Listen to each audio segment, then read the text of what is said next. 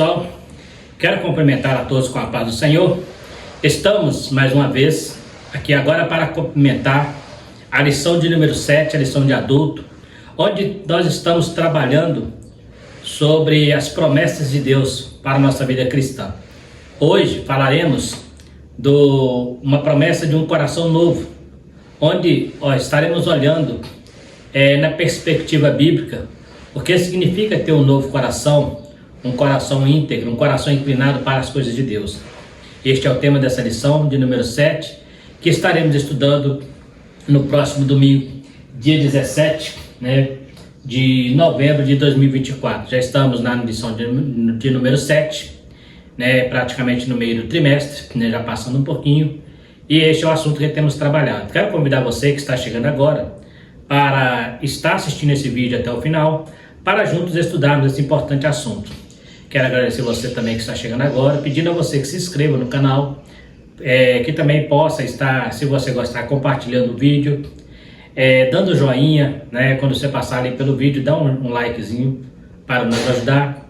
Também, se você quiser receber as notificações das lições posteriores, poderá também estar ativando o sininho. E alguma dúvida, alguma sugestão, algum comentário também poderá falar conosco, e na medida do possível estaremos respondendo a você. Então vamos trabalhar um pouquinho dentro desse contexto de um coração. É interessante que a lição de jovens temos um assunto também bem relacionado, com o coração também. Então a gente vai estar falando também agora nessa lição de adulto sobre um coração, uma promessa de um novo coração.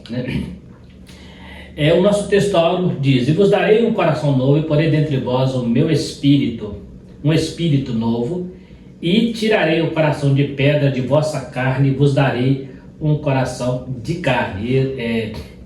Êxodo capítulo 36, versículo 26, A nossa verdade prática: o salvo em Cristo Jesus tem um coração novo, voltado para a palavra de Deus e disposto a fazer a sua vontade. Essa é a função, a intenção de termos um coração novo, para exatamente estarmos fazendo a vontade de Deus, Porque enquanto estamos no mundo, a nossa vontade é da carne, é um coração incircunciso, como nós estaremos vendo daqui a pouco, o significado da circuncisão na nova aliança.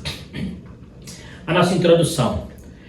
O coração tem uma perspectiva bíblica muito singular. A palavra se refere à realidade da vida interior da pessoa. Por isso que ao longo da Bíblia nos deparamos com conselhos que nos incentivam a cuidar do coração e a guardá-lo de todas as influências maléficas. O coração, segundo a Bíblia, é o centro da vida. As promessas para o coração são tema desta lição. Então aqui nós vamos ver um pouquinho sobre a conotação da palavra coração dentro do contexto bíblico, mostrando que ela é o centro da nossa vida interior. E por isso a Bíblia nos ensina, durante todo momento, estar guardando o coração, estar atento, para não deixar ir para o nosso coração aquilo que vai impedir a nossa comunhão com Deus, que vai nos trazer tristeza, que vai nos trazer problemas, no mundo espiritual, até mesmo psicológico. É importante guardar o coração. Esse será o tema que estaremos estudando. Alguns tópicos da lição, como é de observar, a gente está acompanhando o roteiro da lição. Alguns tópicos a gente simplesmente digitalizou, porque a gente não acha, foi importante deixar do jeito que está, e outros a gente trouxe ali um comentário paralelo, Então temos aqui um coração na perspectiva bíblica. Coração na Bíblia. Nesta lição falaremos sobre a promessa de um novo coração. Biologicamente sabemos que o que comanda todo o nosso sentimento é o cérebro. O coração é apenas o órgão cuja função é bombear o sangue. Porém, na Bíblia, o coração tem uma conotação figurada, sendo comparada ao centro mental, emocional e espiritual do homem. Então nós vamos ver aí que biologicamente, o que comanda todo o organismo do homem, do ser humano, é o cérebro, O coração, como já falamos aqui, é um simples órgão cuja função é bombear o sangue, Mas no sentido bíblico ele traz uma conotação de espiritual, da parte espiritual do homem, a parte interior, Ainda que biologicamente é o cérebro, aqui nós estaremos trabalhando com o coração como se ele fosse o centro das nossas emoções. O homem é composto de duas partes, uma material e uma espiritual. A espiritual subdivide em alma e espírito. E quando a Bíblia fala de coração, é uma referência à parte espiritual, alma e espírito. Então a gente vai ver aí, né, que de início ele chamamos de dicotômico, que ele é espiritual e material, e temos uma segunda teoria que é a tricotomia, onde a parte espiritual divide também em duas, que é alma e espírito. Há um debate teológico de que alma e espírito é a mesma coisa, mas a gente vai ver que para quem entende a tricotomia é algo diferente, né? Paulo mesmo ele fala sobre corpo, alma e espírito. Se fosse a mesma coisa, alma e espírito, ele falaria só corpo, alma, só corpo e espírito, né? Então vamos aí. Então nós temos aqui, só para entender a parte do homem, a tricotomia. Nós temos ali o corpo, cujas funções é o olfato, paladar, tato, visão e audição, ou seja, o cheiro, né? Sentir gosto, tocar, enxergar e ouvir, é as funções do corpo físico. Essas funções só funcionam se as outras duas partes estiverem funcionando, né? Porque o corpo depende da alma e do espírito, principalmente da alma quando se trata dos seus 5 sentidos, né?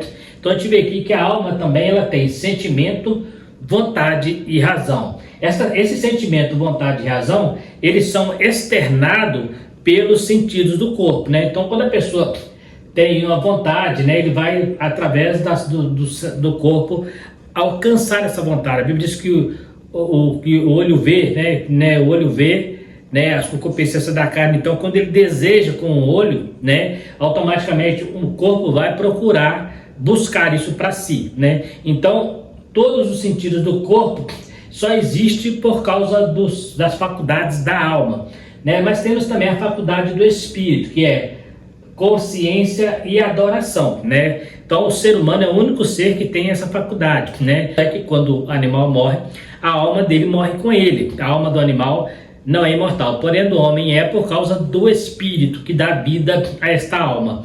Então a alma do homem se torna imortal exatamente por causa da consciência e da adoração que está ali incutido no espírito. Então é bom entender, espírito aqui não falamos de espírito santo, mas espírito humano, né? Aquele sopro de Deus. Depois dele fazer o homem alma vivente, ele sopra em suas narinas e o homem se torna ali alma vivente. Então é este espírito, ele que faz com que a alma seja que leva o sentimento, né, para que o corpo possa viver. Um corpo, por exemplo, sem a alma, ele se torna um corpo morto, né? Então a gente vê aí a importância de entendermos a tricotomia, né? Então o homem é espírito, alma e corpo, a composição humana do homem. Essa parte, espírito e alma, é que nós estamos estudando aqui, que a Bíblia traz uma conotação de coração, né?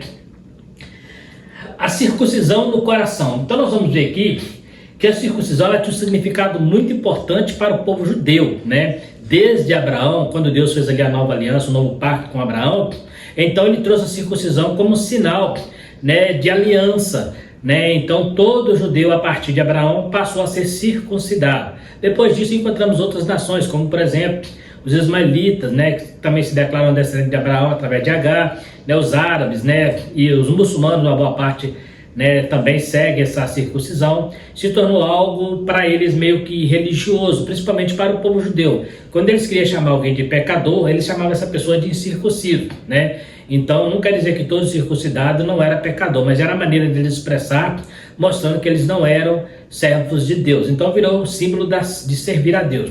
Só que na nova aliança isso mudou um pouco. Nós vamos ver como é que funciona. Então o que é a circuncisão? É uma palavra que vem do latim que significa cortar ao redor, referindo-se a uma pequena operação cirúrgica mediante a qual o prepúcio do órgão genital masculino é removido. Sendo um dos mais antigos costumes praticados por diversos povos, este foi o sinal dado a Abraão como sendo de nação separada para Deus. Então circuncisão, né, hoje nós conhecemos com um nome diferente, que é a palavra nós conhecemos como fimose, que é uma operação que todo homem tem que fazer, né, é necessário fazer por questões de higiene, até mesmo por outras questões, né, que não é o caso, mas é necessário que faça, né? E na cultura hebraica isso era feito aos 8 dias de nascido, né? O menino era circuncidado aos 8 dias de nascido e era levado ao sacerdote para lhe oferecer um sacrifício. Então a partir daquele momento aquele menino se tornava literalmente um judeu, né, por causa da circuncisão. Então isso era um ato que foi acostumado na vida de Abraão, mas os teólogos acreditam que já era um hábito costumeiro em outras regiões, né? Talvez não seja em Canaã, porque senão o judeu não chamaria ele de circunciso, se ele tivesse o hábito de praticar a circuncisão. Mas há a história de que no Egito era praticado, né, na Fenícia e outros lugares mais. Mas, para entender um pouquinho, nós vamos estudar a partir da perspectiva bíblica, então vamos ficar com o início na vida de Abraão, né? Na nova aliança passou a ter um símbolo de pureza, ou seja, circuncidar a carne do coração, sendo uma obra exclusiva do Espírito Santo. Sem ela é impossível termos relacionamento com Deus. Paulo disse que a circuncisão nada é, falando da circuncisão judaica, né? Isso porque alguns judeus convertidos ainda valorizavam como algo espiritual. Então, Paulo ele chega a dizer que nada é por causa dos judeus que aceitavam a Cristo e queria obrigar as pessoas a circuncidar. Eles entendiam que mesmo sendo cristão, precisaria de ter este ofício da circuncisão, né? Então, mas na nova aliança era circuncidar a carne do coração. O que significa isso? Na circuncisão original, era tirar uma pele, né, que fica ali na ponta, né, do pênis do homem ali, que ela incomoda, é questão de higiene. Então é tirar aquilo que sobra, aquilo que está impedindo, aquilo que está atrapalhando. Da mesma forma, o nosso coração, é tirar do nosso coração aquela pele, aquela carne que está atrapalhando. Nós temos um coração contrito a Deus. Então é nesse sentido, vem trazendo o sentido de circuncidar o coração, tirar a carne, aquilo que está atrapalhando, que está impedindo, né? Seria mais ou menos essa simbologia bíblica em relação ao coração. Então, em vez de circuncidar, como os judeus faziam, circuncide os vossos corações. Tira tudo aquilo que impede você de adorar ao Senhor, né? Essa é a ideia da circuncisão no Novo Testamento. Quando Paulo fala que ela não vale nada, ou que nada é, ele está referindo aos judeus, igual ele escreveu inclusive a carta aos Gálatas, exatamente para combater os judeus que queriam judaizar as pessoas cristãs, queria unir, né, fazer uma junção do judaísmo com o cristianismo, igual muitas igrejas têm feito aí hoje, né? Existem igrejas aí que eles estão carregando a arca do concerto que eles fizeram, roupa sacerdotal, né? Eu vi um pregador uma vez falar uma coisa, eu achei interessante, né, que Jesus rasgou o véu do templo, mas algumas igrejas estão costurando ele de novo, né?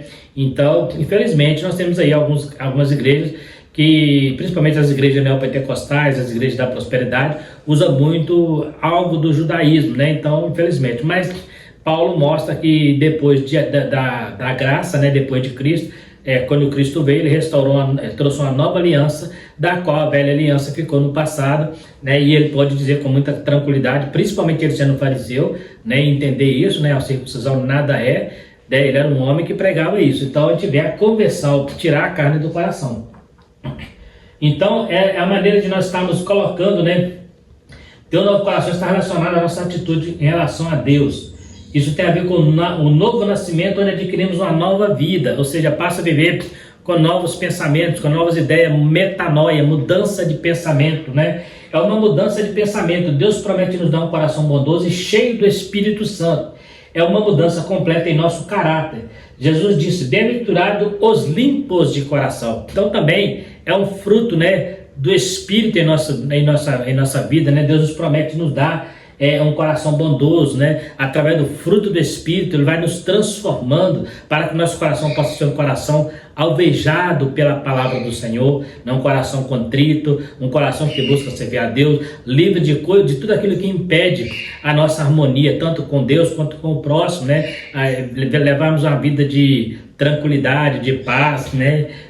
Na presença do Senhor, um coração alegre, mesmo diante de dificuldades. Então é importante entendermos que para entendermos o que é ter um novo coração, é a mesma coisa de eu ter um novo nascimento, nascer de novo e as coisas velhas que fica no passado, né, tocar nova vida na presença de Deus. E nessa nova vida eu tenho um novo coração, um novo estilo de vida, e aí eu começo então a viver segundo a vontade de Deus. Então isso é o que está dizendo a circuncisão para nós na nova aliança.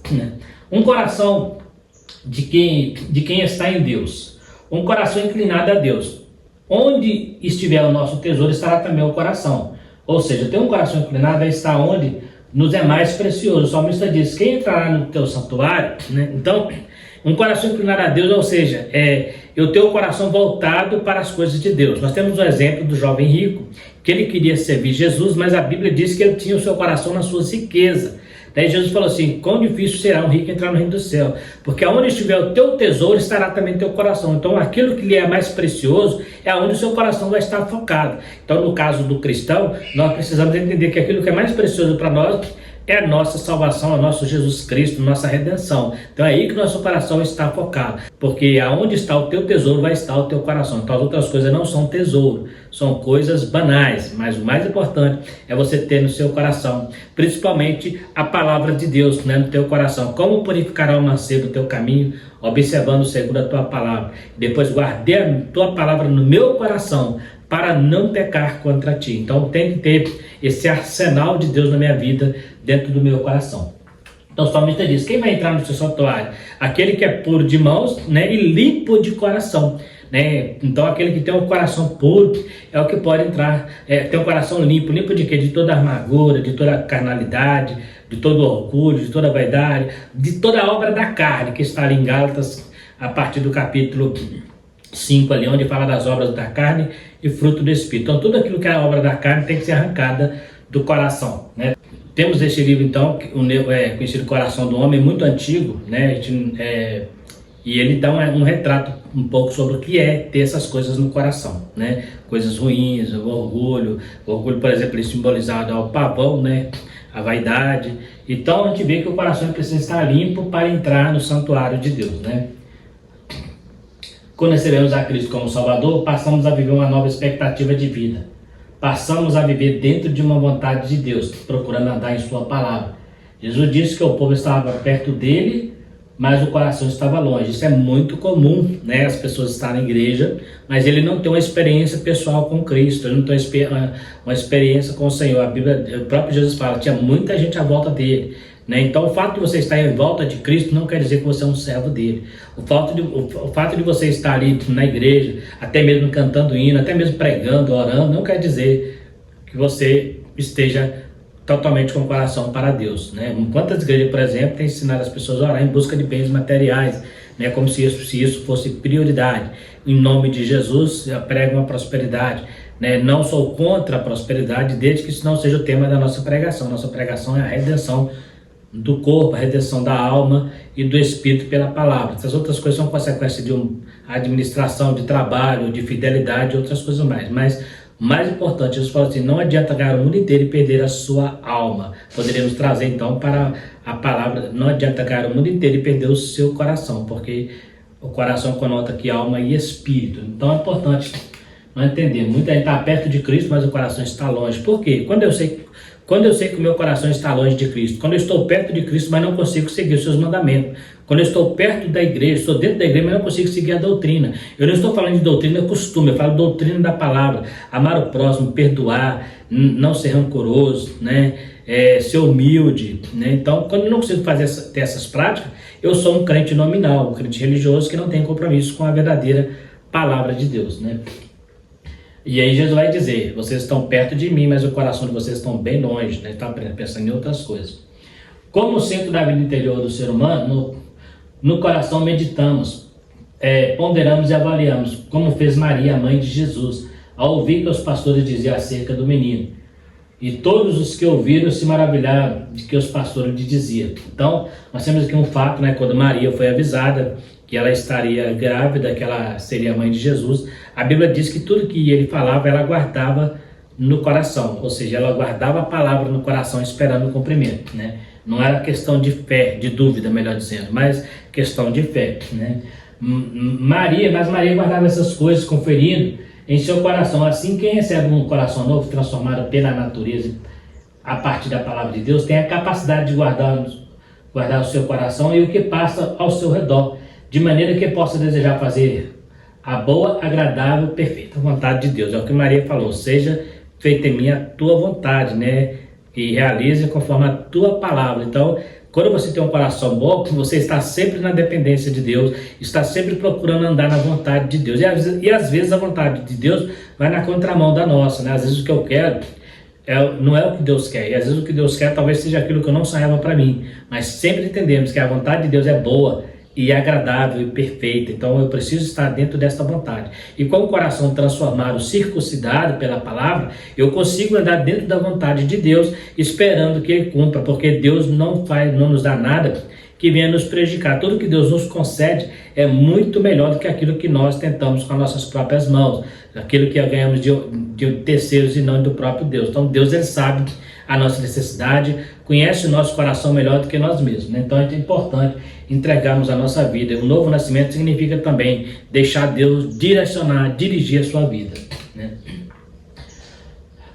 Deus vê o coração. No livro do profeta Jeremias está escrito: Tu, pois, ó Senhor dos exércitos, que provas o justo e vê o pensamento e o coração, veja eu a tua vingança sobre eles, pois te descobri a minha causa. A partir desse texto podemos depreender que o coração do ser humano é lugar que poucos podem conhecer, adentrar e contemplar. Por isso, né, coração é terra que ninguém vai, somente Deus. Às vezes nós mesmos não entendemos o nosso coração. A Bíblia diz que o nosso coração é enganoso, né? Mas o Senhor conhece o nosso coração, Ele conhece a nossa vida, Ele conhece, né, tudo que se passa e aquilo que é melhor para nós.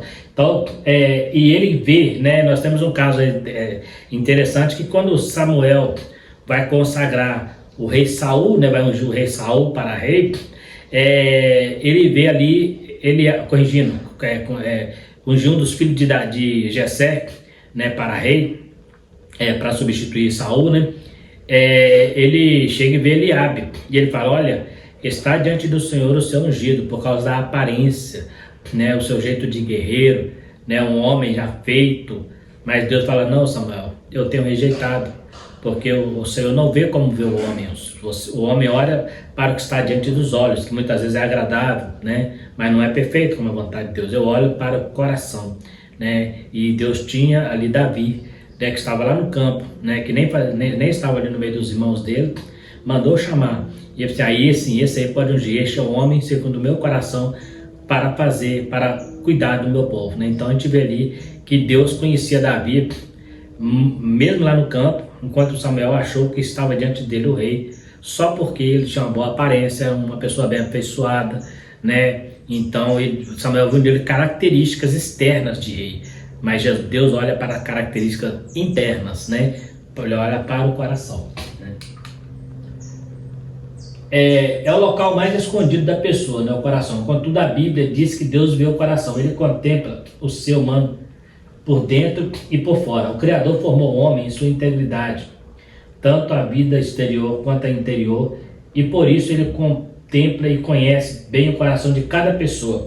Assim, quem foi regenerado e transformado é contemplado por Deus em todas as dimensões do coração. Então é muito comum, né? Às vezes está na igreja, né? Quantas vezes a gente taxa as pessoas de espiritual: não, fulano é um grande homem de Deus, fulano é uma grande mulher de Deus, não é uma pessoa muito usada, né? Talvez seja mesmo, mas só Deus sabe se realmente aquela pessoa é um servo dele, né? Só Deus sabe se aquela pessoa que está ali pregando, que está cantando, orando, né, realmente é um servo dele, porque a Bíblia diz que muitos fariam isso em nome de Jesus, mas para vanglória, para gloriar a si mesmo, né, para aparecer, para mostrar aos outros que é mais santo.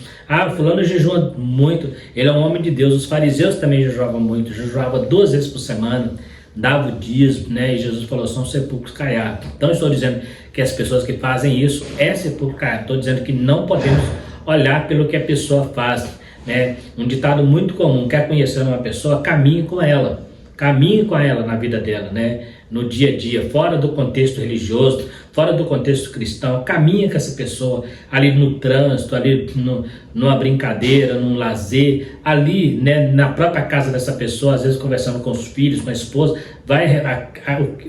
o que aquela pessoa for, vai se revelar, né? Já vi muitos casos, as pessoas contaram: se fulano fosse isso aqui que ele é na igreja, né? Se fulano for, já vi um caso, por exemplo, né? Não sei se é anedota, ou se é brincadeira, ou se é verdade, uma criança falar que queria mudar para a igreja, porque o pai dela na igreja era muito bonzinho, né? Então você vê a diferença, né? O nosso lar é onde a nossa máscara cai, né? Minha esposa, meus filhos sabem quem eu sou, não adianta eu querer pagar de santinho, né? Na igreja eu posso enganar muito bem, mas aqui não.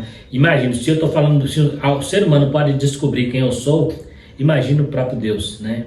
Imagina Deus. né? Tem gente que quando ele vai orar, ele faz questão de ficar tocando trombeta, mostrando que ele ora mais que os outros, mostrando que jejua mais, mostrando que lê mais a Bíblia, né? Eu gosto de dizer uma coisa: quando você tem intimidade com Deus, é com Deus. Intimidade não pode ser revelada, né? Você está profanando a sua intimidade quando você revela essa intimidade, né? Você não revela para as pessoas o que acontece em quatro paredes no seu quarto. Mesma coisa, se você tem intimidade com Deus, um coração voltado para Deus, tem coisas que é entre você e Deus e as pessoas não precisam saber. Até para que não venha tocar trombeta, né? E para que não venha te elogiar e levantar sobre a sua vida um orgulho de achar que você é alguém. Nós não somos ninguém, somos servos de Deus, somos alguém pela graça de Deus, mas como seres humanos nós éramos condenados, né? Jesus que veio para nos tirar dessa condenação. Então tudo que nós temos não é mérito nosso, né? Poucos dias eu ouvi um pregador falando que Elias, né, tinha crédito com Deus porque ele orou, né? Ninguém tem crédito com Deus. A Bíblia diz que nós somos devedores. Eu posso fazer o mundo virar de ponta cabeça, nunca terei crédito com Deus, porque a graça dele foi a única coisa suficiente para me dar direito a entrar no céu. Então eu posso orar, jejuar, consagrar, fazer o que eu quiser, entregar meu corpo para ser queimado, né? Como diz lá em 1 Coríntios capítulo 13. Nunca terei crédito, estarei sempre sendo devedor, porque ele me resgatou com preço de sangue, qual eu nunca poderei pagar, né? Então é importante nós ter esse cuidado. Tem pregador aí que acha que ele tem crédito com Deus. Ninguém tem. Elias não tinha, Moisés. Se Moisés tivesse crédito com Deus, por exemplo, Moisés tinha reivindicado na hora que Deus falou: não vai entrar em Canaã, né? Não, Senhor, eu tenho crédito com o Senhor. Não, mas você não vai entrar, não. Vai ficar lá de cá porque você me desobedeceu. Se ele tivesse crédito com Deus, nós estamos falando de um homem mais manso que existia na terra, né? Nós temos vários exemplos de homens. Davi, homem de oração, homem de jejum. Quando ele pecou, Deus falou assim: eu vou te perdoar, mas eu vou trazer a consequência do seu pecado. Então ninguém tem crédito com Deus. Por isso que nós precisamos ter um coração preparado, um coração limpo, um coração puro, para nós não deixar a vaidade que o diabo tenta nos colocar como se nós fôssemos merecedor. Tem gente que ele vai para a igreja e se acha tão santo que ele olha para uma pessoa lá fora como se aquela pessoa fosse endemoniada, né? Uma pessoa pecadora, chama todo mundo de ímpio. Existe uma diferença entre ímpio e pecador, porque o pecador todo mundo é, os que estão na igreja e os que estão fora da igreja. Agora ímpio é aqueles que praticam impiedade. Então nem todo pecador é ímpio, todo ímpio é um pecador, mas nem todo pecador é ímpio. Então precisamos olhar para eles com olhar de misericórdia e entendemos que um dia nós também fomos como eles, né? E aí quando você começa a se enxergar naquela situação, em vez de você começar a jogar pedra, você começa a ter misericórdia, né? Porque essa é a verdadeira função do amor: amar a Deus e ao próximo. E o próximo nem sempre vai ser o que está do teu lado, às vezes vai ser o teu inimigo, aonde será o alvo maior do teu amor, né? Então é importante entendermos que Deus me conhece. Não adianta eu chegar na igreja e falar que eu fiz isso, que eu fiz aquilo. Deus sabe, né? Deus está ali ouvindo tudo, sabe de tudo, estava comigo. Então, né, quando o Natanael chega para ele e fala: Natanael, eu te vi debaixo da figueira quando tu estava sentado lá. Então Deus não tem jeito. Eu posso tentar enganar, passar uma imagem de santo, né? Eu vejo pastores na internet falando que é profeta de Deus, né? Sem Deus os ter chamado, né? Só porque teve umas revelações, nem sabe se é revelação mesmo. Não estou aqui para julgar a questão também, mas a questão é: eu posso achar que eu sou alguém, mas no reino de Deus sempre vou ser servo. E se eu entender isso, eu vou estar dentro da vontade de Deus, buscando sempre purificar e limpar o meu coração. Agora, a promessa do coração para o coração. Primeiro, se eu tenho um coração voltado para a vontade de Deus, falamos sobre isso aqui, né, sobre ter um coração entregue ao Senhor, né? Então agora eu vou ter umas consequências benéficas desse coração que entrega ao Senhor. Primeiro, é um coração feliz, né? Quando o ser humano tem um novo coração, como resultado da obra realizada por Deus, por meio do seu Espírito, a felicidade é uma realidade, né? Em seu sermão do monte, o Senhor Jesus traz uma lista de bem-aventuranças. Isto é um estado de felicidade para quem manifesta as virtudes do reino de Deus. Então são felizes, né? Um coração alegre. Você vai ter um coração alegre mesmo diante das circunstâncias onde você talvez reclamaria, murmuraria. Você sempre vai estar alegre, porque você sabe que o que importa não é como começa, mas é como termina. E nós que temos um coração em Deus, nós sabemos como será o término da nossa caminhada, será com Deus. Então isso nos traz alegria diante de até mesmo das adversidades, das dificuldades da vida. Nós sempre teremos alegria, porque a Bíblia diz que a alegria do Senhor é a nossa força. Para que força? Para caminhar e para vencer as batalhas, né? E Jesus fala no Sermão do Monte sobre as beatitudes, né? A bem-aventurança, felizes, né? Então ele fala muito sobre a felicidade no campo espiritual. Muitas vezes no campo físico, material, às vezes não conseguimos talvez expressar tanta felicidade, mas lá na nossa alma o coração está sempre alegre por causa do conforto da palavra de Deus. Isso significa que a felicidade para o cristão não se encontra em coisas materiais, mas em praticar aquilo que agrada a Deus. Em Provérbio lemos: o coração alegre serve de bom remédio, mas o espírito abatido virá secar os ossos, né? O coração alegre aformoseia o rosto, mas a dor o abate. Então nós temos aqui duas referências. O livro de Provérbios tem muita referência relacionada ao coração. É lógico que alguém fala assim: Marcelo, então eu não posso ter alegria por ter um bem material? Lógico que pode. Isso, só que essa alegria é passageira, ela é supérflua, né? Nós estamos falando de uma alegria eterna, uma alegria que salta para a vida eterna, uma alegria diferente, porque muitas vezes o que nós temos aqui é euforia, aquele momento de alegria, mas que ela passa, né? Depois eu preciso de outros momentos para repetir aquela alegria. A que o Senhor plantou em nosso coração, ela é eterna, não precisa de momentos, ela já está implantada em nosso caráter. Então a diferença é só essa: eu posso ter alegria por coisas materiais, por uma brincadeira, por dar um passeio, uma viagem, realizar um sonho, também eu posso, desde que eu entenda que essa alegria é passageira. Todas as minhas conquistas terrenas são neste mundo físico e vai acabar um dia, mas a que eu conquistei através da graça, a que eu recebi através da graça, ela é para a eternidade, essa nunca vai acabar. Quando terminar na terra, vai continuar no céu. Por isso essa é a maior alegria do cristão. E quando você tem um coração alegre, um coração no Senhor, circuncidado, tirado a carne do coração, essa felicidade vai fazer parte do nosso caráter, né? Como consequência dessa felicidade, a alegria se instala no coração. Também se instala, ela não é passageira. Hoje sabemos pela ciência que a alegria no coração, isto é, no interior, produz reações químicas que contribuem para o equilíbrio e a manutenção da saúde humana. A pessoa que procura a presença de Deus no seu dia a dia tem a alegria do Senhor, que é a nossa força, nós acabamos de dizer, né?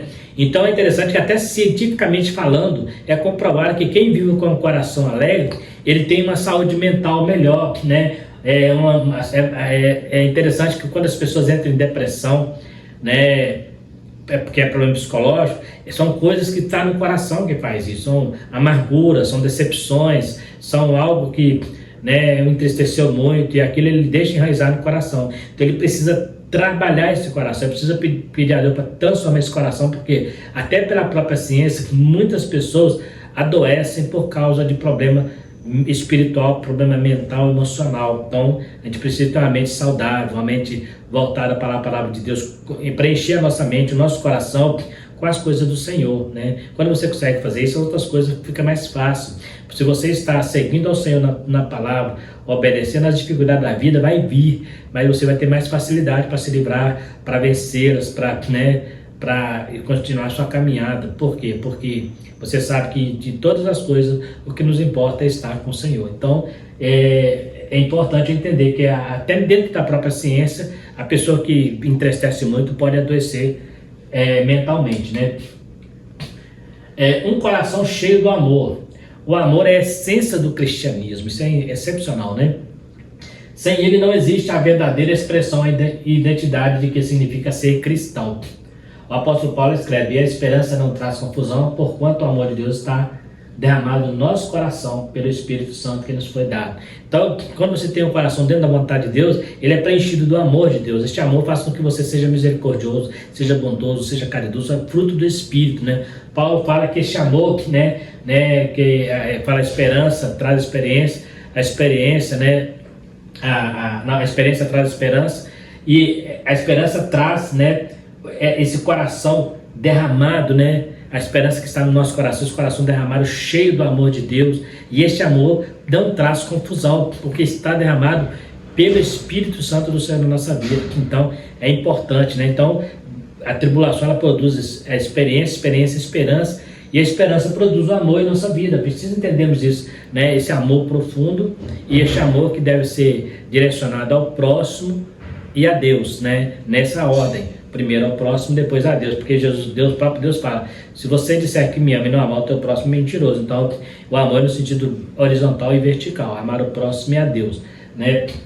Não é amar o próximo acima de Deus, mas é no mesmo nível. Eu tenho que, para eu amar a Deus, eu preciso amar o meu próximo, né?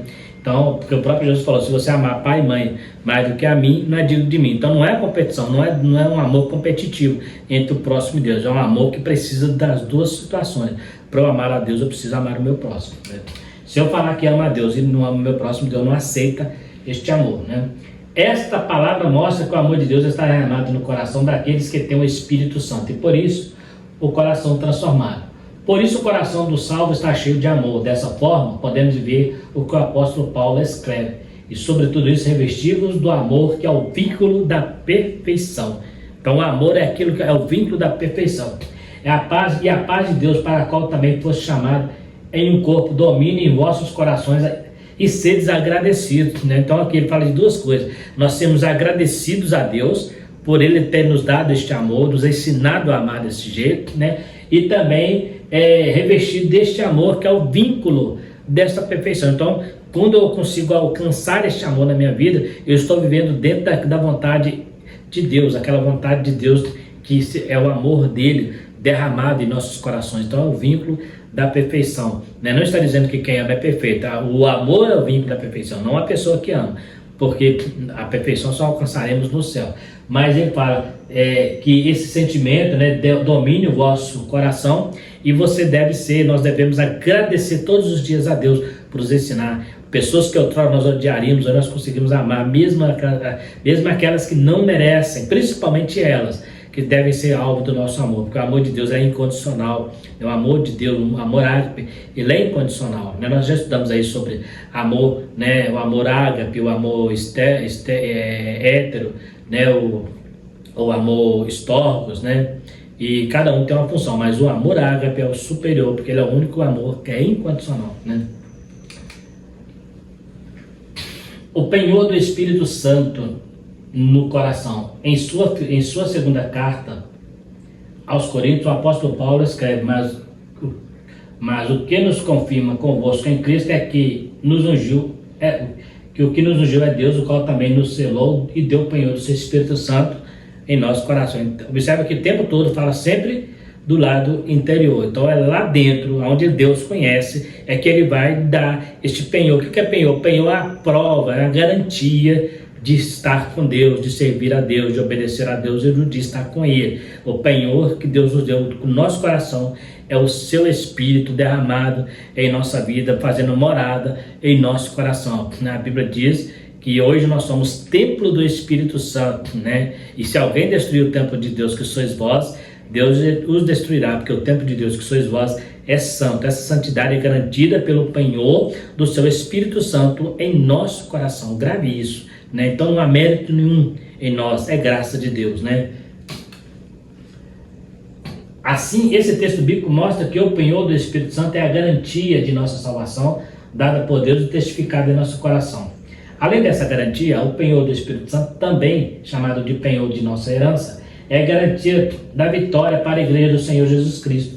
Portanto, o Espírito Santo é a maior garantia de que Deus cumprirá integralmente todas as promessas feitas à sua igreja, né? Jesus, quando ele sobe ao céu, né, primeiro em João 14, ele fala que mandaria o Espírito Santo. No capítulo 2 de Atos, ele derrama o Espírito Santo no batismo, né? Mas antes ele já tinha soprado o Espírito Santo na vida dos apóstolos. Então, este Espírito Santo, ele não é só o penhor da nossa santificação, mas também a garantia da nossa vitória e de morar um dia com Cristo. Porque então ele veio para nos garantir, né? Quando a igreja for arrebatada, é ele que vai ter a função de estar nos levando até o Senhor, né? Ressuscitando os mortos pela palavra de Cristo. Então, essa é a função do Espírito Santo hoje, estar na igreja, estar com a igreja, estar usando a igreja, trabalhando na igreja, pela igreja, porque é a garantia, é a única religião do mundo que nós podemos falar com todas as letras que tem a presença do Espírito Santo. É o cristianismo autêntico, não o cristianismo que existe por aí não, mas o cristianismo de verdade, aquele que segue a palavra. É o único que tem a presença de Deus exclusivo. Assim como os judeus tinham no Velho Testamento, era a única nação que tinha a presença de Deus. Hoje na Terra, a única instituição que tem a presença do Espírito Santo é a igreja. Você não vai encontrar o Espírito Santo fora da igreja, em outros lugares. Eu estou falando como morada, porque como pessoa, como Deus, ele está em todos os lugares. Mas eu digo assim, como agindo na igreja, agindo através do corpo de Cristo, que é a igreja. Então eu preciso entender isso, né? Então por isso que eu preciso estar congregando, né? Estar junto com o grupo, porque eu sou um membro deste corpo e este corpo forma a igreja do Senhor. E nesta igreja o Senhor está presente. E ele fala, as portas do inferno não prevalecerão contra ela. Então como é que Deus está presente na igreja? Habitando no coração daqueles que lhe são fiéis, né? Nesta lição estudamos a promessa de um coração novo para a igreja. Ninguém pode ver o coração, pois ele se refere ao interior de cada um. A pessoa pode falar uma coisa e pensar outra. Pode prometer uma coisa e proceder de modo diferente. Tudo isso faz parte das fraquezas da condição humana. Contudo, mediante a sua onisciência, Deus sabe de tudo e todas as coisas, tanto do universo quanto do coração do ser humano. Ele é o Senhor que esquadrinha o nosso coração, aprova os pensamentos e recompensa a cada um conforme as tuas ações. Então lá no céu não vai ser julgado o que você fez no mundo material, mas aquilo que estava no seu coração, aquilo que você pôs o seu coração para fazer. Quando você põe o seu coração para fazer algo, isso conta para o Senhor. Quando você faz só por fazer, você não ganha galardão nenhum. Jesus falou assim que nosso galardão será provado como palha, feno, pedra, né, metais preciosos. Então, porque aquele que realmente você fez de coração. Tem gente que faz muita caridade, ajuda muita gente, mas é fácil, né? A gente vê muito na internet para crescer o canal, para ganhar like, né? Para ganhar tapinha nas costas. Isso não vale nada para Deus, vale para a pessoa que está sendo abençoada, mas para Deus não vale nada. Agora, quando você faz para glorificar o nome do Senhor, para glorificar a Deus, isso conta muito lá no reino de Deus. E isso é que vai ser pesado lá no dia do tribunal de Cristo. Então é bom entendermos isso, para que nós possamos fazer. Tem gente que está na igreja, por exemplo, servindo a Deus, fazendo a obra de Deus, mas não está servindo ao Deus da obra. Ele está fazendo porque ele acha que é uma responsabilidade que ele está na igreja, se ele é um obreiro, ele tem que fazer, né? Então ele faz por causa do cargo, não por causa de Deus. Isso é muito perigoso, né? Eu tenho que ter responsabilidade com aquele cargo que Deus me deu? Tenho, mas eu tenho que fazer com o coração na obra, entendendo que eu não tenho que agradar o pastor A, o pastor B que está acima de mim, mas eu tenho que agradar a Deus. Então se eu faço para louvar o Senhor, para agradar a Deus, né? Tem gente que gosta de fazer as coisas, gosta até de ficar falando o que fez, tocando trombeta, faz questão que as pessoas saibam o que eles fez, né? É o que os fariseus faziam, estendiam a mão com as ofertas para as pessoas verem que eles estavam ofertando, né? Deus não gosta disso, Deus não precisa disso. Deus já te conhece, sabe a intenção do seu coração. Olha Ananias e Safira, eles mentiram, eles poderiam ter ficado com os bens, mas porque eles tentaram enganar os apóstolos, né? Consertaram em casa, Deus estava vendo assim, por que tu fizeste isso? Não precisava, podia estar me servindo sem ter que vender seus bens, mas eles queriam aparecer. Então cuidado, né? Peça a Deus para te dar humildade, para quando fazer a obra de Deus, coloca seu coração naquilo, faça com amor, faça pensando em crescimento das pessoas, em crescimento de vida, em crescimento do reino, e não para promoção pessoal, para orgulho, para vaidade, para se autopromover, jamais, porque senão você está trabalhando e não terá galardão, o seu galardão será palha. Então tudo que você fizer, ponha no coração o propósito de fazer dentro da vontade de Deus. Então circuncide o teu coração, né? Faça essa circuncisão, tirando essa pele que incomoda, essa coisa que atrapalha, que na maioria dos casos ela vem como orgulho, né? Como a vaidade, seja banido para que o Senhor receba a nossa adoração, né? Receba o nosso trabalho, o fruto do nosso trabalho com alegria, né? Assim como Jesus fala em Isaías 53, lá, comparando ele, que o trabalho da tua mão ele verá e ficará satisfeito. Então, que Deus possa ficar satisfeito com aquilo que nós fazemos, porque fazemos com o coração circuncidado na presença do Senhor. Então está aí mais uma lição, onde falamos sobre o coração, né? Quero agradecer você que ficou até o final do vídeo, você que é novo no canal, que você possa estar se inscrevendo, também divulgando este vídeo, dando like, né? Dá um likezinho, às vezes a pessoa passa por ele, dá aquela visualização, né? E não dá um like, só dá uma clicada ali no joinha, vai nos ajudar muito. Também o sininho, se você quiser receber as próximas aulas, estamos aqui toda semana lançando, você também através do sininho receberá a notificação. E se tiver alguma dúvida ou discordar de algo, também pode estar falando conosco nos comentários, estamos aqui para atender a todos. Que Deus possa abençoar vocês e fiquem todos com Deus e até a próxima lição, se Deus quiser.